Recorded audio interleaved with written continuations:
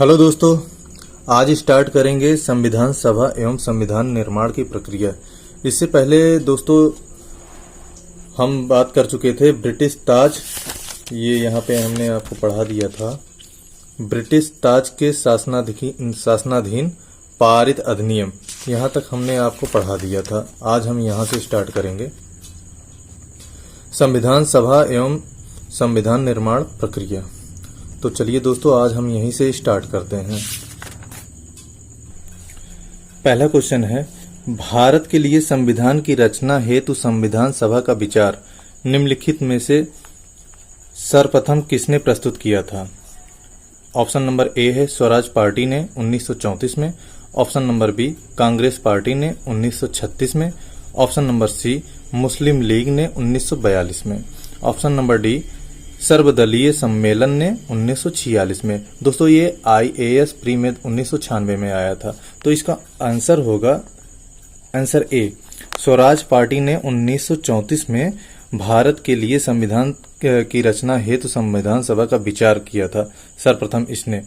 तो ये दोस्तों मई में जो है रांची का जो है ये 1934 में रांची में स्वराज पार्टी ने आत्मनिर्णय के अधिकार की मांग की और एक प्रस्ताव पारित किया, जिसमें कहा गया कि वयस्क मताधिकार के आधार पर निर्वाचित भारतीय प्रतिनिधियों की एक संविधान सभा होगी, जो संविधान का निर्माण करेगी। भारतीयों की ओर से संविधान सभा की मांग करने का यह प्रथम अवसर था। यह सर्वप्रथम स्वराज पार्टी ने 1934 में किया था। क्वेश्चन नंबर 2 देखते हैं। स्वतंत्रता के पूर्व के दिनों में प्रारंभ में किसने संविधान निर्मात्री सभा का विचार प्रस्तुत किया था? MN रॉय ने, BR अम्बेडकर ने, एनी बेसेंट ने, जवाहरलाल नेहरू ने। इसका आंसर ए होगा, MN रॉय ने। दोस्तों 1934 में ही भारत में संविधान निर्मात्री सभा का विचार MN रॉय ने दिया था, तो इसका आंसर जो है एक हो जाएगा। ये भी UPPCS 2017 में आया हुआ क्वेश्चन है। क्वेश्चन नंबर 3 देखते हैं। एक निर्वाचित संविधान सभा द्वारा भारत के संविधान का निर्माण करने का प्रस्ताव किया गया था। साइमन कमीशन द्वारा, भारत सरकार अधिनियम 1935 द्वारा, क्रिप्स मिशन द्वारा या ब्रिटिश कैबिनेट डेलीगेशन द्वारा। इसका आंसर हो जाएगा सी, क्रिप्स मिशन द्वारा। ठीक है दोस्तों, इसका हम डिटेल भी आपको बता दे रहे हैं। डिटेल में लिखा है, एक निर्वाचित संविधान सभा द्वारा भारत के संविधान का निर्माण करने द्वितीय विश्व युद्ध के समाप्त होने के पश्चात का प्रस्ताव सर्वप्रथम क्रिप्स मिशन 1942 द्वारा किया गया था। ठीक है, ये सारे के सारे क्वेश्चन दोस्तों इंपॉर्टेंट है, तो इसको आप ध्यान से देखिएगा और खुद से पढ़ने की कोशिश करिए। ठीक है, अगला क्वेश्चन देखते हैं। कैबिनेट मिशन योजना के अंतर्गत संविधान निर्मात्री परिषद में प्रत्येक प्रांत को आवंटित सदस्य संख्या निर्धारित करने के लिए एक प्रतिनिधि कितनी जनसंख्या के अनुपात में था?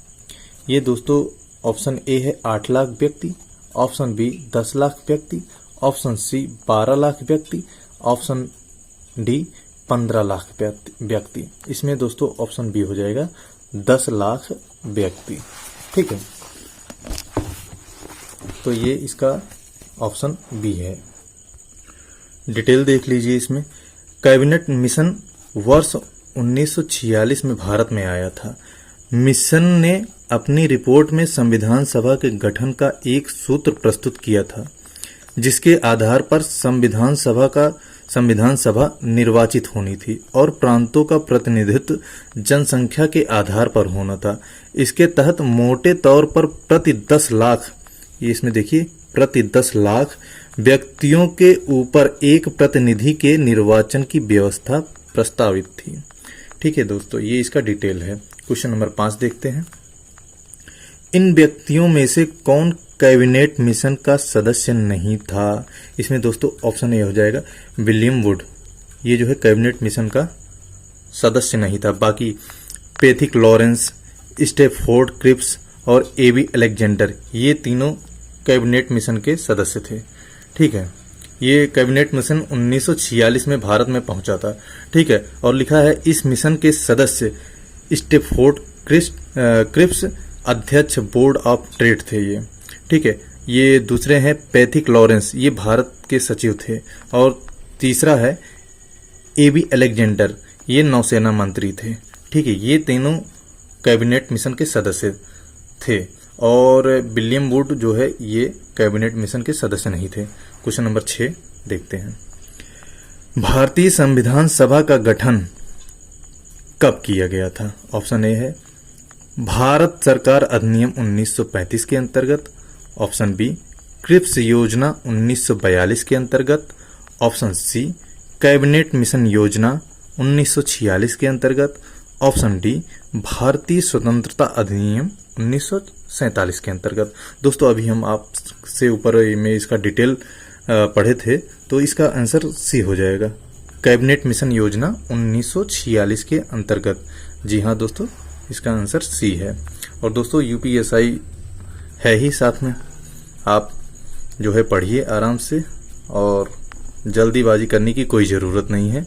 आराम से पढ़िए, डिटेल में पढ़िए, और मैथ और रीजनिंग पे काफ़ी ध्यान दीजिए आप सब।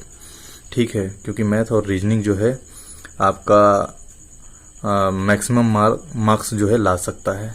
ठीक है। ये सारी चीज़ें आपको बाद में भी पढ़ लेंगे तो आपको आ जाएगा, लेकिन मैथ और रीजनिंग बिना प्रैक्टिस के होने वाला नहीं है। तो उसको जितना ज़्यादा से ज़्यादा आप प्रैक्टिस में ला सकते हैं लाइए।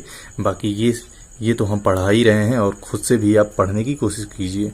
ठीक है। अगला क्वेश्चन देखते हैं।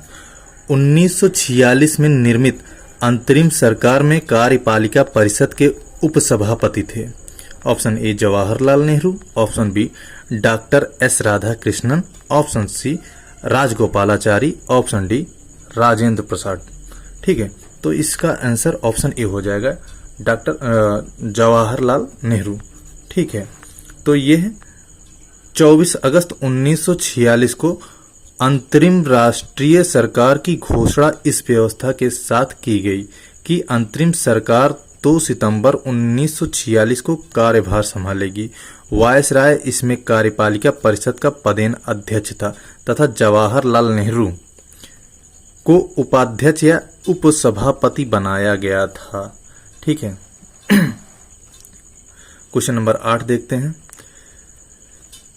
निम्नलिखित में से कौन अगस्त 1946 में गठित प्रथम अंतरिम राष्ट्रीय सरकार का सदस्य नहीं था? Option A C Rajagopalachari. Option B doctor Rajendra Prasad. Option C doctor S Radhakrishnan. Option D Jagjivan Ram. इसमें दोस्तों ऑप्शन सी हो जाएगा, डॉक्टर एस राधाकृष्णन अगस्त 1946 में गठन प्रथम अंतरिम राष्ट्रीय सरकार के सदस्य नहीं थे। बाकी सी राजगोपालाचारी, डॉक्टर राजेंद्र प्रसाद और जगजीवन राम, ये तीनों राष्ट्रीय सरकार के सदस्य थे। ठीक है। इसका डिटेल भी देख ले रहे हैं, डिटेल आपको बता दे रहे हैं। कैबिनेट मिशन योजना के आधार पर 24 अगस्त 1946 की घोषणा के तहत नवनिर्वाचित संविधान सभा से 2 सितंबर 1946 को भारत की अंतरिम सरकार का गठन किया गया था। इसमें सी राजगोपालाचारी शिक्षा मंत्री थे ये, और डॉक्टर राजेंद्र प्रसाद ये खाद्य एवं कृषि मंत्री थे, और तीसरे हैं जगजीवन राम, ये श्रम मंत्री थे। जबकि डॉक्टर एस राधाकृष्णन इस प्रथम अंतरिम राष्ट्रीय सरकार के सदस्य नहीं थे। ठीक है। ये इसका डिटेल है, और इसमें आपको ये भी बताया गया था, ये राजगोपालाचारी जी शिक्षा मंत्री थे, और डॉक्टर राजेंद्र प्रसाद खाद्य एवं कृषि मंत्री थे, और जगजीवन राम जी श्रम मंत्री थे। ठीक है। तो चलिए क्वेश्चन नंबर 9 की तरफ बढ़ते हैं। क्वेश्चन नंबर 9 है, इसमें कथन और कारण दिया है। तो दोस्तों इसको आराम से पढ़िए, इसी में ज़्यादातर ये शब्दों का हेर फेर इसमें होता है, इसके बावजूद भी लोग गलत कराते हैं। तो इसमें कथन है, वेवेल योजना के अनुसार कार्यकारी परिषद में हिंदू और मुस्लिम सदस्यों की संख्या समान होनी थी। और कारण क्या है, इसमें कौन सा कारण दिया हुआ है? वेवेल का विचार था कि ऐसी व्यवस्था से भारत का बंटवारा बच जाता। ठीक है, अब इसमें देखते हैं कथन और कारण दोनों सही हैं या नहीं है। पहला है कथन और कारण दोनों सही है। कथन कारण का सही स्पष्टीकरण है। और दूसरा ऑप्शन है कथन और कारण दोनों सही है किंतु कथन कारण का सही स्पष्टीकरण नहीं है। कथन सही है पर कारण गलत है। कथन गलत है पर कारण सही है। इसमें दोस्तों कथन में जो लिखा है ये कथन सही है लेकिन कारण इसका गलत है। कथन में लिखा है बेबेल योजना के अनुसार कार्यकारी परिषद में हिंदू और मुस्लिम सदस्यों की संख्या समान होती थी, जबकि कारण ये नहीं है। कारण इसमें ये लिखा है वेबेल का विचार था कि ऐसी व्यवस्था से भारत का बंटवारा बच जाता। ये कारण जो है ये कारण गलत है। कारण हम आपको डिटेल में देख के बता दे रहे हैं, डिटेल में कारण लिखा हुआ है। अक्टूबर 1943 में लिनलिथगो के स्थान पर आर्कीबाल्ड बेबेल वायसराय तथा गवर्नर जनरल नियुक्त किए गए थे। वे भारतीय संवैधानिक गतिरोध को दूर करने के उद्देश्य से मई 1945 में लंदन गए। वहां उन्होंने भारतीय प्रशासन के संबंध में ब्रिटिश सरकार से विस्तार से बात की तथा कुछ प्रस्ताव रखे। जून 1945 में उन प्रस्तावों को वेबेल योजना के नाम से सार्वजनिक किया गया। वेबेल योजना के प्रस्तावों में कार्यकारी परिषद में मुसलमान सदस्यों की संख्या हिंदुओं के बराबर होना, परिषद में वायसराय तथा कमांडर इन चीफ को छोड़कर सभी सदस्यों का भारतीय होना, शीघ्र ही शिमला में एक सम्मेलन बुलाया जाना तथा युद्ध समाप्ति के पश्चात भारतीयों के द्वारा खुद का संविधान बनाया जाना इत्यादि प्रावधान शामिल थे। ठीक है, बेबेल योजना का उद्देश्य राजनीतिक गतिरोध दूर करना, भारत को पूर्ण स्वशासन की दिशा में आगे बढ़ाना और संवैधानिक गतिरोध से दूर करना था। इसका उद्देश्य कहीं से भी हिंदू मुस्लिम एकता को दृढ़ करना नहीं था, जिससे भारत का विभाजन रुक सके।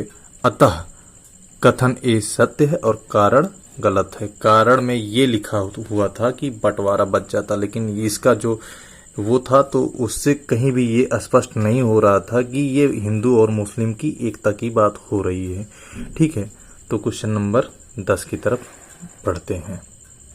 निम्नलिखित में से कौन से कथन संविधान के विषय में सत्य है?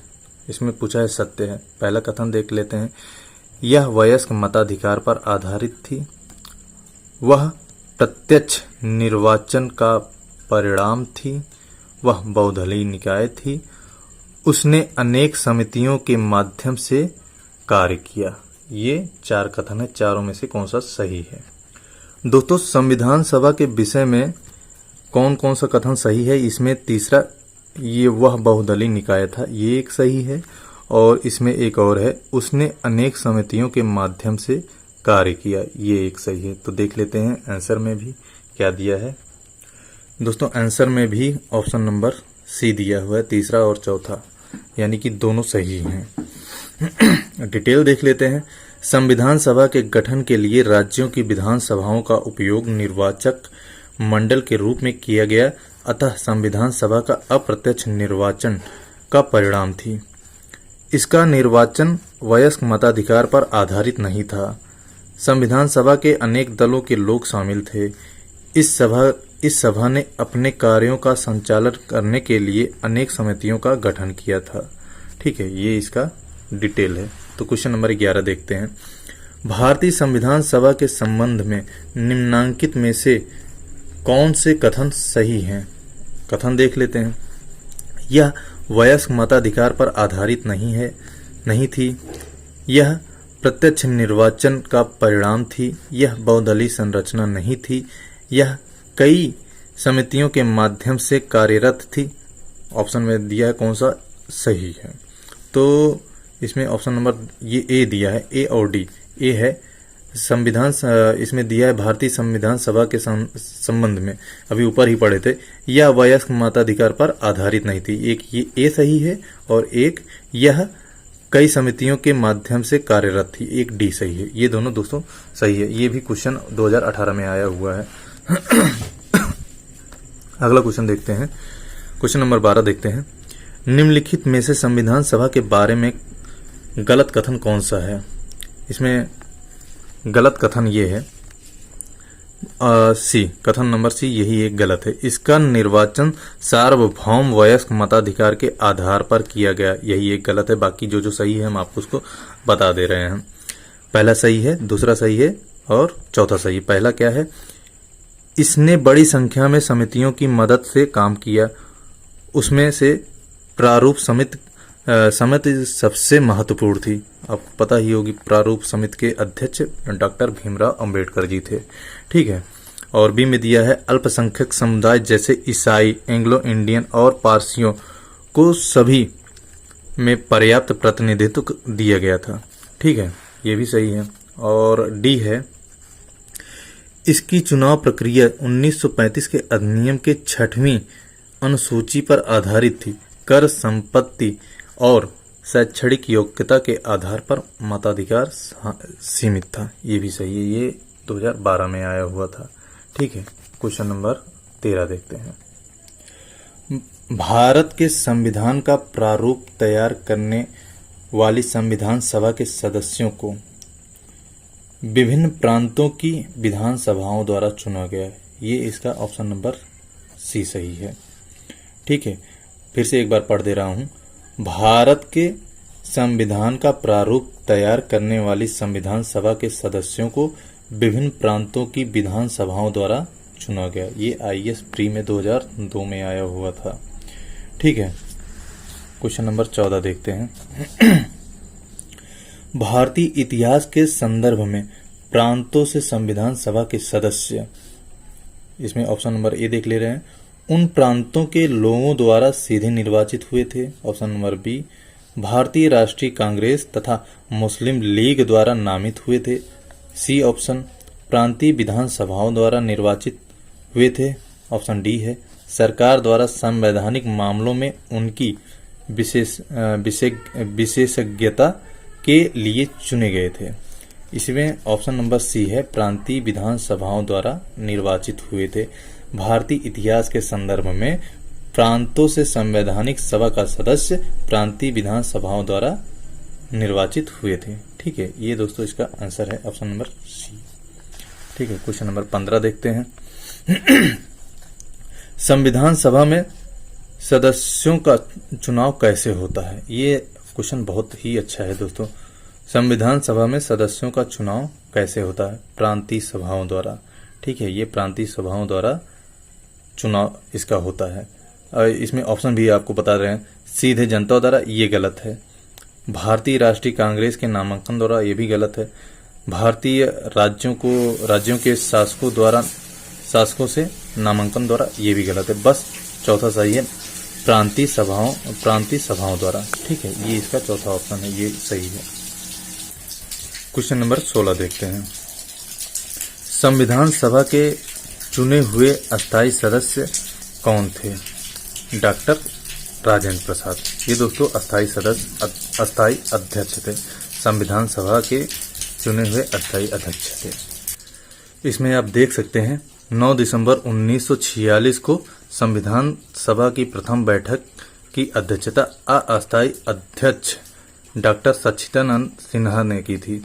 11 दिसंबर 1946 को संविधान सभा ने डॉक्टर राजेंद्र प्रसाद को निर्विरोध संविधान सभा के अस्थायी सदस्य के रूप में निर्वाचित किया। ठीक है। अगर अस्थायी अध्यक्ष पूछे तो डॉक्टर सच्चिदानंद सिन्हा जी थे, और अगर अस्थायी अध्यक्ष पूछे तो डॉक्टर राजेंद्र प्रसाद थे। ठीक है। क्वेश्चन नंबर 17 देख लेते हैं। थोड़ा सा दोस्तों आप लोगों को प्रॉब्लम हो रहा होगा, कुछ टाइम मैनेज कर लीजिए, उसके बाद हम आपको पीडीएफ फॉर्म में आपको इसको बताएंगे। क्वेश्चन नंबर 17 है, संविधान सभा की प्रथम बैठक की अध्यक्षता किसने की थी? अभी अध्यक्षता, अगर ये पूछा प्रथम बैठक की अध्यक्षता किसने की थी, अगर अस्थाई और अस्थाई नहीं पूछा है तो इसमें डॉक्टर सच्चिदानंद सिन्हा जी हो जाएंगे। ठीक है, अगर कैटेगरीज में बांट दिया या इस तरीके से बांट दिया कि प्रथम जो है अस्थाई अध्यक्ष की अध्यक्षता किसने की थी, तो यहाँ पे राजेंद्र प्रसाद फिर हो जाएगा। अगर अस्थाई हो पूछा तो तब तो सच्चिदानंद होंगे ही, लेकिन बस यही ही पूछ दिया कि संविधान सभा की प्रथम बैठक की अध्यक्षता किसने की, तो डॉक्टर सच्चिदानंद सिन्हा जी थे, क्योंकि यही किए थे। अस्थाई जरूर थे लेकिन यही किए थे। ठीक है, ये भी यूपी पीसीएस 1990 में आया था। नंबर 18 देखते हैं, भारतीय संविधान सभा के उद्घाटन अधिवेशन की अध्यक्षता किसने की थी। इसका ऑप्शन हो जाएगा बी, डॉक्टर सच्चिदानंद सिन्हा द्वारा। ठीक है, ये अभी हमने आपको पीछे बताया था। क्वेश्चन नंबर 19, भारत की संविधान निर्मात्री सभा के अध्यक्ष कौन थे। ऑप्शन नंबर ये हो जाएगा डॉक्टर राजेंद्र प्रसाद। संविधान निर्मात्री सभा, ये आप ध्यान रखना। ठीक है, इस हिसाब से आपको आंसर देना होगा, नहीं तो जो है अगर नहीं पढ़े रहेंगे तो ऐसी छोटी छोटी गलतियां आपसे हो जाएंगी। ठीक है, क्वेश्चन नंबर 20 देखते हैं, स्वतंत्र भारत की संविधान सभा के अध्यक्ष कौन थे। डॉक्टर राजेंद्र प्रसाद, आपको पता ही होगा। स्वतंत्र भारत के संविधान सभा के अध्यक्ष डॉक्टर राजेंद्र प्रसाद ही थे। ठीक है, अगला क्वेश्चन देखते हैं, भारतीय संविधान सभा की स्थापना कब की गई। ठीक है, ये भी ऑप्शन सही है, 9 दिसंबर 1946 को। ठीक है, ये इसमें 10 जून 1946 भी दिया हुआ है, 26 नवंबर 1949 दिया हुआ है, 26 दिसंबर 1949 दिया है। ये 26 नवंबर बहुत सारे बच्चे ये भी लगा के आते हैं, 26 नवंबर 1949। 26 नवंबर 1949 को संविधान को जो है अपनाया गया था। ठीक है, लेकिन जो है भारतीय संविधान सभा की जो स्थापना हुई थी, ये संविधान सभा के बारे में पूछा है, ना कि संविधान कब बन के तैयार हुआ था, ये नहीं पूछा है। संविधान सभा, इसीलिए ध्यान से पढ़िए ताकि जो है आप आराम से कर पाएं, क्योंकि बहुत सारे बच्चे पढ़े तो रहते हैं अच्छे से, लेकिन जो है जल्दी जल्दी के चक्कर में क्वेश्चन गलत कराते हैं। तो यही छोटी छोटी गलतियों की वजह से जो है कभी 1 नंबर या 2 नंबर से रुक जाता है। ठीक है, तो ऐसी छोटी छोटी गलतियां ना करें। जो मैं आपको बता रहा था, 26 नवंबर 1949 को अंगीकृत किया गया था संविधान, और 26 जनवरी 1950 को ये लागू हुआ था, ये भी आप ध्यान रखिए। ठीक है, और अब देखते हैं क्वेश्चन नंबर 22, संविधान सभा की प्रथम बैठक कब हुई। अभी आपको बताया 9 दिसंबर 1946 को। बार बार आया था, देखिए यहाँ पे यूपी पीसीएस में आया है और यहाँ पे बीपीएससी में आया है। ठीक है, वही क्वेश्चन है, बार बार थोड़ा सा इधर उधर करके देते रहते हैं, बाकी आता रहता है, सब वही क्वेश्चन ही आते हैं। ठीक है, तो आप लग जाइए, क्योंकि अभी यूपीएसआई ही है साथ में। तो अगला क्वेश्चन देखते हैं, क्वेश्चन नंबर 23 है, संविधान सभा का गठन कब हुआ।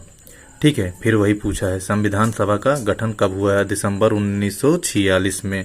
ठीक है, यही 3 क्वेश्चन बस वही पूछा है, कभी टाइम दे रहा है, डेट दे रहा है, कभी बस सन ही पूछ ले रहा है। ठीक है, वही क्वेश्चन है। क्वेश्चन नंबर 24 देख लेते हैं, भारत की संविधान सभा का प्रथम अधिवेशन कब शुरू हुआ। 9 दिसंबर 1946 को। देख लीजिए, इसको इस तरीके से पूछ लिया है। तो वही सारे क्वेश्चन है दोस्तों, बाकी आपको बस यही है, बार बार पढ़ने की जरूरत है, तभी आप कर पाएंगे, अदरवाइज जो है एक बार पढ़ने से कुछ नहीं होने वाला। ठीक है, क्योंकि बहुत सारे बच्चे लगे हुए हैं। आप भी मेहनत करिए ताकि उन लोगों की बराबरी आप कर पाएं, आप लोग भी कंपटीशन में रह पाएं। नहीं तो बहुत सारे बच्चे ऐसे हैं दिन रात पढ़ते रहते हैं। ठीक है, तो आप भी पढ़िए। क्वेश्चन नंबर 25 देखते हैं, भारतीय संविधान सभा की पहली बैठक कब हुई। ऑप्शन नंबर सी है 9 दिसंबर 1946। आज लगता है सारा क्वेश्चन यही दिया हुआ है दोस्तों। अगला क्वेश्चन देखते हैं, भारत को एक संविधान देने का प्रस्ताव संविधान सभा द्वारा पारित किया गया। ऑप्शन नंबर बी, इसमें 22 जनवरी 1947 को। ये अलग थोड़ा क्वेश्चन है, आप देख लीजिए। भारत को एक संविधान देने का प्रस्ताव संविधान सभा द्वारा पारित किया गया। ठीक है, भारत को एक संविधान देने का प्रस्ताव कब पारित किया गया। 22 जनवरी 1947 को। इसमें लिखा हुआ भी है 22 जनवरी 1947 को संविधान सभा द्वारा भारत को एक संविधान देने का उद्देश्य प्रस्ताव पारित किया गया। उद्देश्य प्रस्ताव को 13 दिसंबर 1946 को पारित किया गया। 1946 को संविधान सभा में जवाहरलाल नेहरू द्वारा पेश किया गया था। ठीक है, आगे चलकर यही जो है उद्देशिका जो है प्रस्तावना बन के आगे चल के बना। ठीक है, प्रस्तावना का प्रारूप ले लिया था। ठीक है, अगला क्वेश्चन देखते हैं। संविधान सभा के सम्मुख संविधान की प्रस्तावना का प्रस्ताव किसने रखा? अभी आपको बताया ऊपर, जवाहरलाल नेहरू जी ने। ठीक है, ये भी उत्तराखंड पीसीएस मेंस में आया हुआ था। तो क्वेश्चन नंबर 28 देख लेते हैं। संविधान सभा में उद्देश्य प्रस्ताव निम्न में से किस एक के द्वारा प्रस्तुत किया गया था? ठीक है, इसमें ऑप्शन ए है doctor B R. Ambedkar, Pandit Jawaharlal Nehru, doctor Rajendra प्रसाद, डॉक्टर सी.डी. देशमुख। इसमें भी अभी वही क्वेश्चन है, पंडित जवाहरलाल नेहरू। संविधान सभा में उद्देश्य प्रस्ताव निम्नलिखित में से किसके द्वारा? उद्देश्य प्रस्ताव ही आगे चल के उद्देश्य का जो है इनकी प्रस्तावना का रूप लिया था। ठीक है, जो संविधान सभा का प्रस्तावना का रूप लिया था। ठीक है, ये दोस्तों इसका आंसर बी होगा। क्वेश्चन नंबर 29 देखते हैं। भारतीय संविधान के निर्माण से संबंधित निम्नलिखित कथनों में से कौन सा कथन सही है? पहला कथन है, पंडित नेहरू के उद्देश्य प्रस्ताव का जो संविधान सभा द्वारा स्वीकार किया गया था, संविधान के निर्माण पर असर था। दूसरा क्या है, उद्देशिका बहुत महत्वपूर्ण उद्देश्यों की पूर्ति करती है।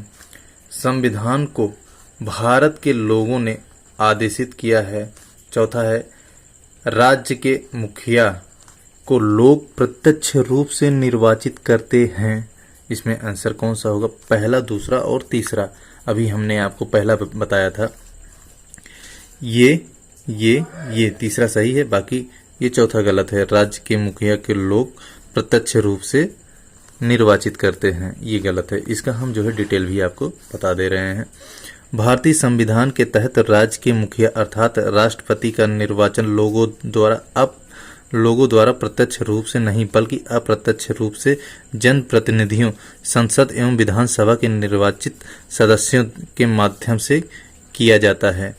ठीक है, ये जो है लोगों द्वारा नहीं किया जाता है। ठीक है दोस्तों, क्वेश्चन ये भी आता है कि प्रधानमंत्री चुने जाते हैं या कहने का मतलब उनका जो है निर्वाचन मतलब उनका इलेक्शन होता है या नियुक्त किए जाते हैं।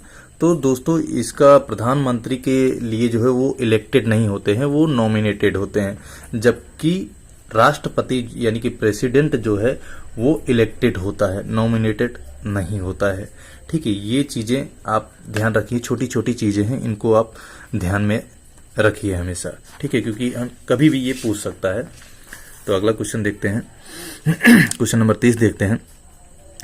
भारतीय संविधान को बनाने हेतु भारतीय संविधान सभा के कुल कितने अधिवेशन हुए थे? ये क्वेश्चन अच्छा है दोस्तों, यूपी पीसीएस मेंस 2005 में आया हुआ था। 12 अधिवेशन हुए थे।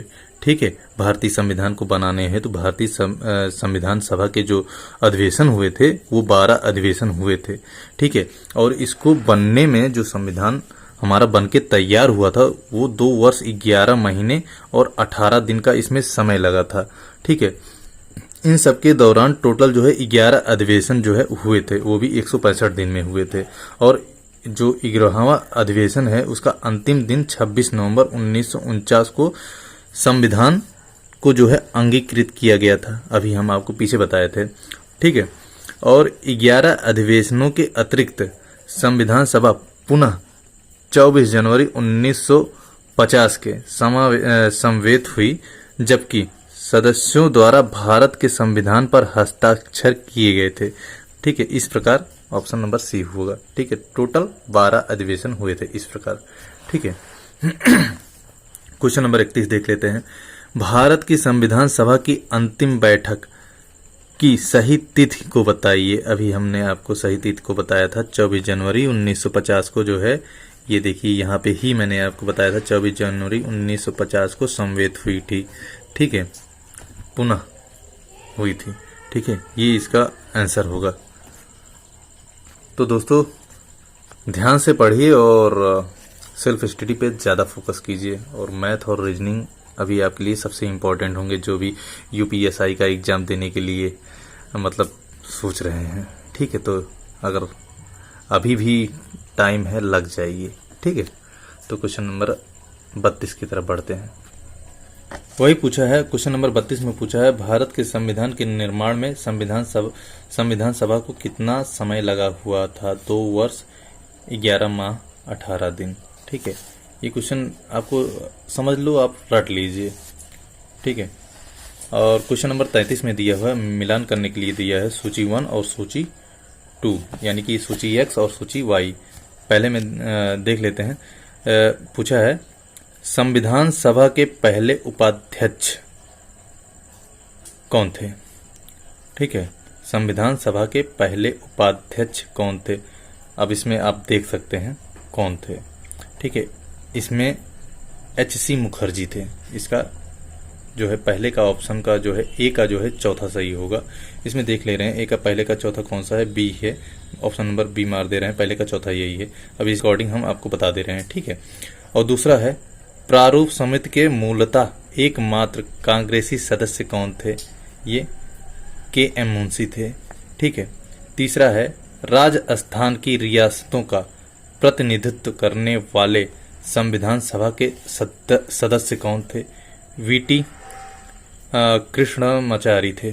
ठीक है, और चौथा है, संघ संविधान समिति के अध्यक्ष, ये तो आपको पता ही होगा, पंडित जवाहरलाल नेहरू जी थे। ठीक है, ये है इसका आंसर। तो क्वेश्चन नंबर 34 की तरफ एक बार रुक कर लेते हैं। थोड़ा सा दोस्तों गले में प्रॉब्लम है, इसलिए थोड़ा धीरे धीरे बोल रहे हैं। तो क्वेश्चन नंबर 34 देखते हैं। भारतीय संविधान के निर्माण के समय संवैधानिक सलाहकार कौन थे? आपको पहले पीछे ही बता दिया था, पी.एन. राव जी थे। अगर हम आपसे बात करें, भीमराव अंबेडकर के बाद जो सबसे ज्ञानी पुरुष थे वो बी.एन. राव ही थे। ठीक है, तो ये संवैधानिक सलाहकार थे उस टाइम। ठीक है, इनका पूरा नाम था बेनेगल नरसिंह राव। ठीक है, ये क्वेश्चन नंबर 34 है। और ये देख लीजिए, इतनी बार आया है, यूपी लोअर में आया है, झारखंड पीसीएस में आया है, उत्तराखंड यूडीए एलडीए और यूपी पीसीएस प्री में आया हुआ है। तो समझ लीजिए दोस्तों, ये यूपीएसआई में भी आ सकता है, तो ऐसे हल्के में मत लीजिएगा। क्वेश्चन नंबर 35 देखते हैं। भारतीय संविधान का प्रथम प्रारूप तैयार किया गया।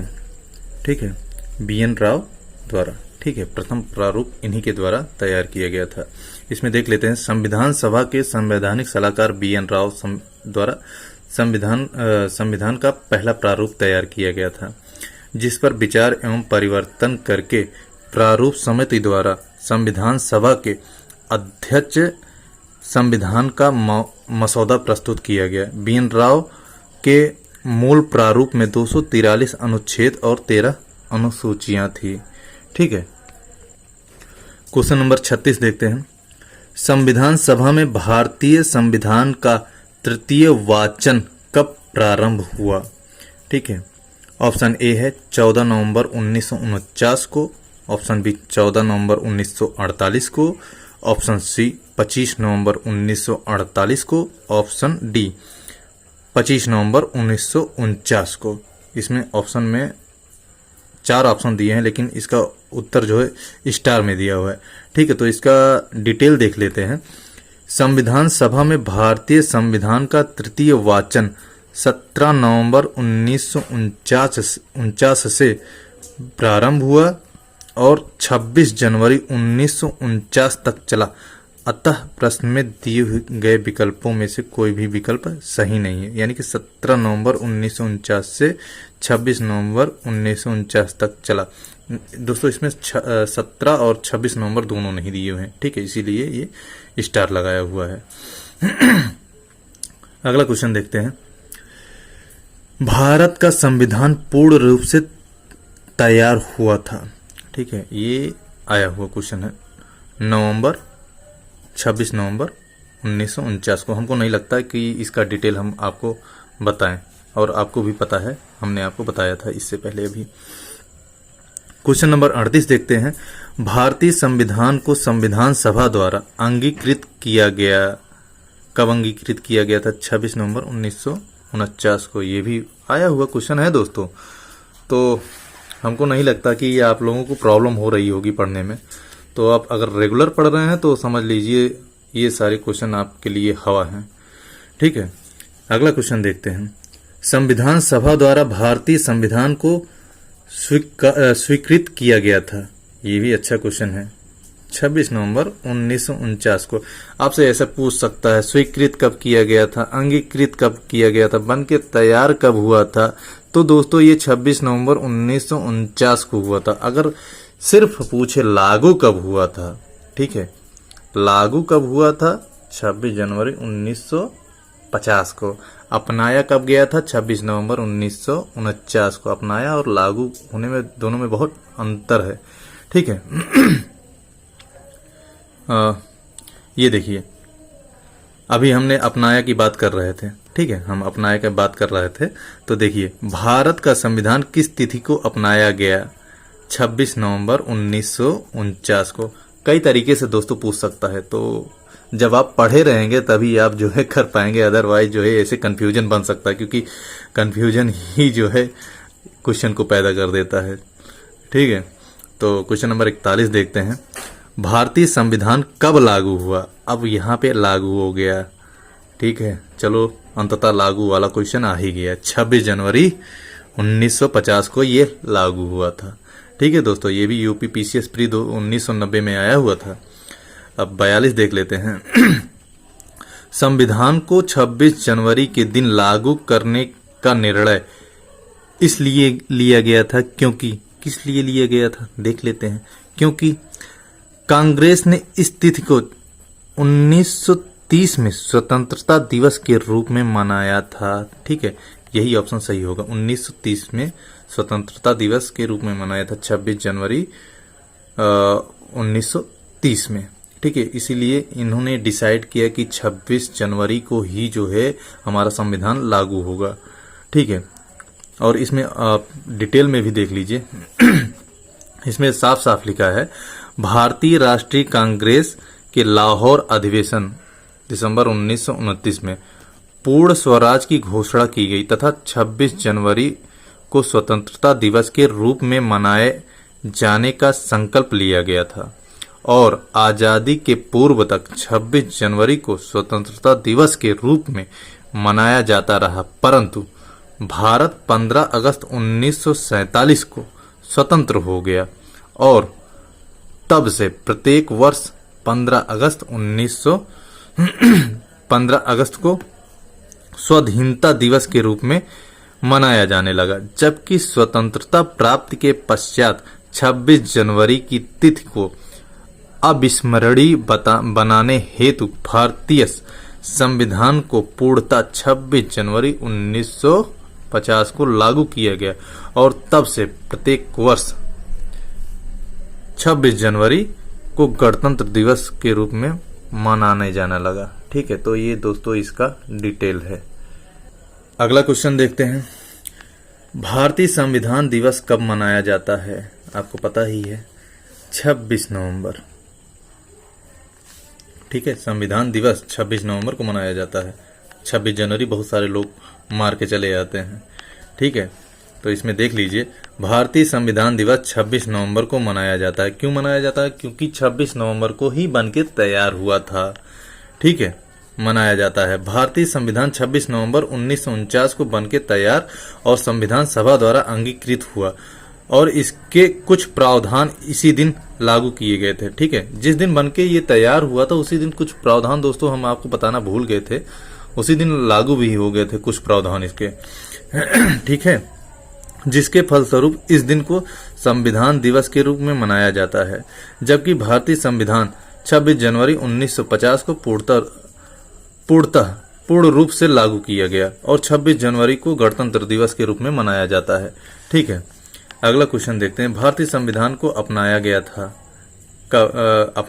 था संवैधानिक सभा द्वारा। ये अच्छा क्वेश्चन है, ठीक है, ये भी आप पढ़ लीजिए। इसमें पूछता है ब्रिटिश संसद द्वारा या गवर्नर जनरल द्वारा या भारतीय संसद द्वारा, लेकिन ये तीनों जो है ये संवैधानिक सभा द्वारा ही अपनाया गया था भारतीय संविधान को, ठीक है। और कब अपनाया गया था आपको पता है, 26 नवंबर 1949 को अपनाया गया था। अगला क्वेश्चन देखते हैं, भारतीय संविधान को 26 नवंबर 1949 को किसके द्वारा अधिनियमित किया गया था? संविधान सभा द्वारा अधिनियमित किया गया था। अभी ऊपर आपसे बात किए हैं। भारत का संविधान अंगीकृत एवं अधिनियमित हुआ, ठीक है, कब हुआ था? 26 नवंबर 1949 को हुआ था, ठीक है। ये दोस्तों सारे के सारे क्वेश्चन अच्छे हैं और ये बार बार इसलिए दिए हैं क्योंकि ये बार बार आ भी चुका है, घुमा फिरा के दे भी चुका है। क्वेश्चन कैसे कैसे किस तरीके से पूछे जा सकते हैं, ये सारा डिटेल आपको ये घटना चक्र में मिल जाएगा। अगर नहीं लिए हैं तो ले लीजिए घटना चक्र, ठीक है। तो ये सारे के सारे क्वेश्चन अच्छे हैं। क्वेश्चन नंबर 47 देखते हैं, BR अम्बेडकर का संविधान सभा में निर्वाचन हुआ था, कब हुआ था? बम्बई प्रेसिडेंसी से हुआ था। बहुत सारे लोग जो है बंगाल प्रेसिडेंसी मारते हैं, लेकिन ये सही आंसर इसका बम्बई प्रेसिडेंसी से ही होगा, ठीक है। क्वेश्चन नंबर 48 देखते हैं, डॉक्टर भीमराव अंबेडकर का जन्म और मृत्यु कब हुआ? ठीक है, 1891 में इनका जन्म हुआ था और 1956 में इनकी मृत्यु हुई थी, ठीक है। तो इसमें देख लेते हैं, भारतीय संविधान निर्माण के मुख्य भूमिका निभाने वाले डॉक्टर भीमराव अंबेडकर का जन्म 14 अप्रैल 1891 को महू मध्य प्रदेश में हुआ तथा 6 दिसंबर 1956 को दिल्ली में इनकी मृत्यु हुई थी, ठीक है। अगला क्वेश्चन देख लेते हैं, निम्नलिखित कथनों पर विचार कीजिए। तृतीय गोल में सम्मेलन के विचार विमर्श की परिणति भारत सरकार अधिनियम 1935 के पारित होने के रूप में हुई। दूसरा क्या है? भारत सरकार अधिनियम 1935 ने ब्रिटिश भारत के सूबे और भारतीय रियासतों के एक संघ पर आधारित ऑल इंडिया फेडरेशन के गठन का उपबंध किया है। इसमें कौन सा सही? दोनों सही है दोस्तों, ठीक है। इसका दोनों आंसर सही है। तृतीय गोच मेल जो सम्मेलन था, विचार विमर्श इसमें जो हुई थी, ये 1935 में पारित होने के रूप में हुई थी, ठीक है। इसमें ये इसका डिटेल भी देख लेते हैं। डिटेल में लिखा हुआ है, नवंबर दिसंबर 1932 में लंदन में आयोजित तीसरे और अंतिम गोल में सम्मेलन में कांग्रेस ने भाग नहीं लिया था। इस सम्मेलन में भारत सरकार अधिनियम 1935 के लिए एक ठोस योजना को अंतिम रूप से पेश किया गया था। इसमें ब्रिटिश भारत के सूबे और भारतीय रियासतों के एक संघ पर आधारित ऑल इंडिया फेडरेशन के गठन का प्रावधान किया गया था, ठीक है। ये इसका दोस्तों डिटेल है। आप एक बार हम आपको इसका PDF जो है दे देंगे नीचे लिंक में, डिस्क्रिप्शन में हम आपको इसका लिंक दे देंगे। जितना भी आज पढ़ाए हैं आप हमारे टेलीग्राम चैनल पे जाके जो है वहां से आप डाउनलोड कर सकते हैं, ज्वाइन करके टेलीग्राम चैनल को, ठीक है दोस्तों। तो अगली क्वेश्चन की तरफ बढ़ते हैं। क्वेश्चन नंबर 50 देखते हैं। कथन कारण है, भारत का संविधान देश की आवश्यकताओं की पूर्ति करता है, ठीक है दोस्तों। ये सही है, ठीक है, ये तो सही है। अब देखते हैं इसका कारण क्या लिखा है। इसको एक गृहीत संविधान कहा जाता है। ये भी सही है, लेकिन कारण इसका जो है सही नहीं लग रहा है, कारण सही नहीं है, ठीक है। इसमें दिया है परंतु इसका स्पष्टीकरण सही नहीं है, B ऑप्शन होगा, ठीक है, ठीक है। इसका हम डिटेल देख रहे हैं। भारत का संविधान देश की आवश्यकताओं की पूर्ति करने में पूर्णतः सक्षम है तथा भावी आवश्यकताओं को मद्देनजर इसमें संशोधन संबंधी प्रावधान भी हैं। दूसरी ओर इनमें विभिन्न देशों के संविधान से तथ्य एवं विचार ग्रहण किए गए हैं, अतः इसे गृहीत संविधान भी कहा जाता है। इस प्रकार कथन एक और दोनों सही है, परंतु जो है इसका स्पष्टीकरण ये नहीं है। क्वेश्चन नंबर 51 देखते हैं।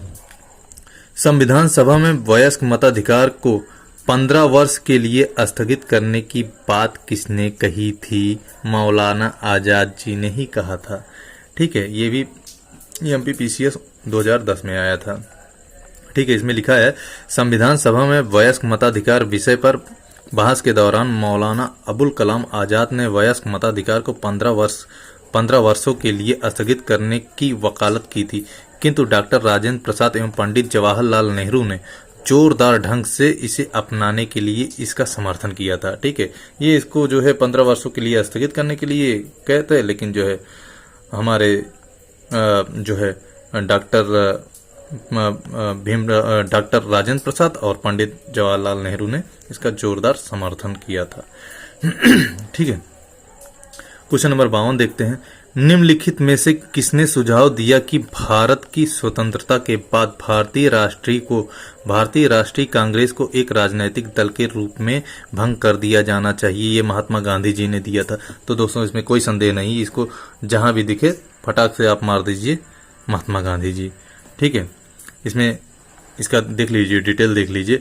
भारत की स्वतंत्रता के उपरांत महात्मा गांधी ने यह सुझाव दिया था कि भारतीय राष्ट्रीय कांग्रेस को अब एक राजनैतिक दल के रूप में भंग कर दिया जाना चाहिए।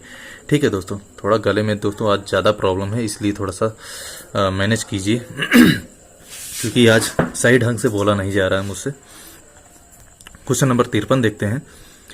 अपनी राष्ट्रवादी प्रतिक्रिया में भारतीय संविधान के निर्माताओं ने अल्पसंख्यकों के हितों तथा भावनाओं के महत्व को कम करके आंका है। यह कथन किसका है? ठीक है, पहला देखें, पहला है मॉरिस जोन्स का, दूसरा हार्वर्ड जूनियर का, तीसरा ऑप्शन है अलेक्जेंड्रोविच का, चौथा है आइवर जेनिंग्स का। दोस्तों इसमें चौथा दिया है आइवर जेनिंग्स का। ठीक है, इनका मानना था कि भारतीय संविधान निर्माताओं ने भारतीय संघ को अल्पसंख्यक हितों और भावनाओं के महत्व को न्यूनतम रखने का प्रयास किया है। ठीक है, क्वेश्चन नंबर 54 देखते हैं। इसमें दोस्तों 55 ही क्वेश्चन है। ठीक है, आज के 2 क्वेश्चन लास्ट बचे हैं, देख लीजिए। किसने कहा था कि संविधान सभा कांग्रेस थी और कांग्रेस भारत था? दोस्तों आप सबको पता है, ये ऑस्टिन ने कहा था। ऑस्टिन ने ही कहा था संविधान सभा कांग्रेस थी और कांग्रेस भारत था। तो इसका डिटेल भी आप देख लीजिए। संविधान सभा कांग्रेस थी और कांग्रेस भारत था। यह वक्तव्य पद्मश्री पुरस्कार प्राप्त इतिहासकार ग्रेनविले ऑस्टिन का था। ठीक है, यह वक्तव्य उनकी पुस्तक द इंडियन कॉन्स्टिट्यूशन में है। ठीक है, ये अपने पुस्तक द इंडियन कॉन्स्टिट्यूशन में इन्होंने इसका जिक्र किया है। ठीक है, आज का लास्ट क्वेश्चन देख लेते हैं। Question number 55। भारतीय संविधान में कुल कितनी महिला सदस्याएं थीं? 15 महिला सदस्याएं थीं। ठीक है, भारतीय संविधान सभा में जो है 15 महिला सदस्याएं थीं।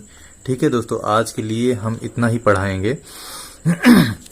गला भी खराब है, तो अगली बार जब हम पढ़ाएंगे तो संविधान सभा की प्रमुख समितियां, इनकी यहाँ से हम आपको स्टार्ट करेंगे। दोस्तों हम आपसे एक चीज़ और जानना चाह रहे हैं, क्योंकि अभी पॉलिटी हम आपको पढ़ा रहे हैं, साथ ही साथ हम सोच रहे हैं हिंदी का जो है प्रैक्टिस सेट जो यूपीएसआई में आया हुआ है 2017 में, तो उसको अगर आप जैसा कहें कमेंट करके आप बताएं, उसको अगर पढ़ने की इच्छा है आपको तो हम उसको भी डिस्कस कर सकते हैं।